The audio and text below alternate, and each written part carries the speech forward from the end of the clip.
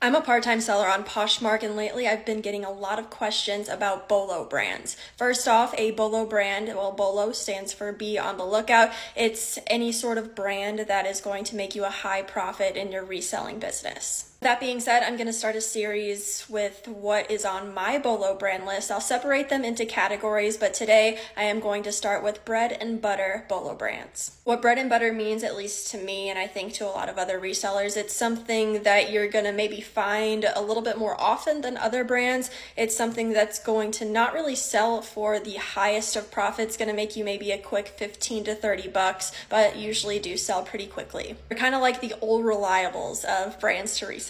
I'm not sure if Eloquii is exclusively a plus size brand. However, I've only ever found plus sizes in this brand. It's a brand that sells relatively quickly for me. I think that's because I typically find a lot of trendy pieces from that brand. It sells anywhere between 15 to 30 bucks, just depending on what it is, and maybe a little bit more, but that's usually the profit that I yield from that brand. Sundance is another brand that moves relatively quickly, but doesn't really sell for much. They have some cute styles. Their fabric content is usually pretty good as well, so just be on the lookout for the brand Sundance. I'm including this as a bread and butter BOLO brand because it just doesn't sell for what it used to. Lululemon and now current pieces and highly desired pieces will still sell for a decent amount and of course quickly, but I find that some random Lululemon pieces will sit in my closet for months and months and they're really not priced that high there. Sometimes I only earn like 15 to 20 bucks on Lululemon items. Brooks Brothers is both a men's and women's brand. I consider it a bread and butter brand because sometimes the items take a little bit longer to sell. You have to make sure it has a good fabric content. Items like blazers, trousers, work attire, things like that do best with that brand.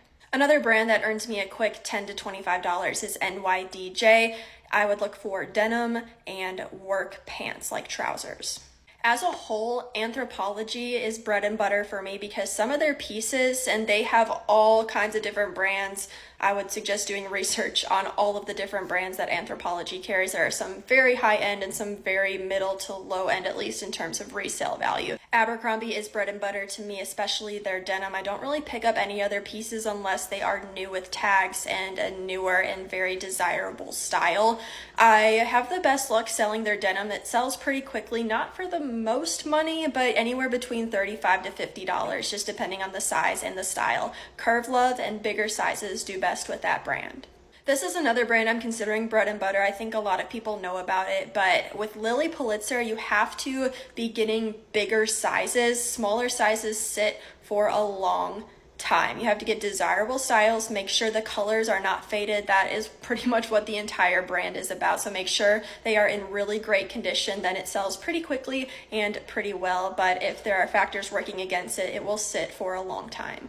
Free People is another hit or miss brand for me. You can have things that sell for upwards of $100 and you can have things that you are just trying to get rid of because they've been sitting for so long. Checking comps is the very most important thing when looking up Free People items. I do not sell Free People denim. I mainly sell dresses and maxi dresses. That's what does well and the best for that brand. That's kind of what they're known for, their boho pieces. Any sort of boho blouse, I'll just make sure it's in really great condition and a desirable style and the comps look good. I avoid basic pieces from that brand because that's not what they're known for. Athleta, again, with all of the brands that I say, they're kind of hit or miss. Newer styles, newer tags, and bigger sizes do the best with this brand. That's all for now, but I do need a disclaimer, so hold on one second, because I am the type of seller that's not necessarily looking for the highest of high-end designer brands. I'm looking for brands that are very accessible. I live in a very rural area, so the chances of me finding designer brands are very low. So my perspective at least is more accessible brands, more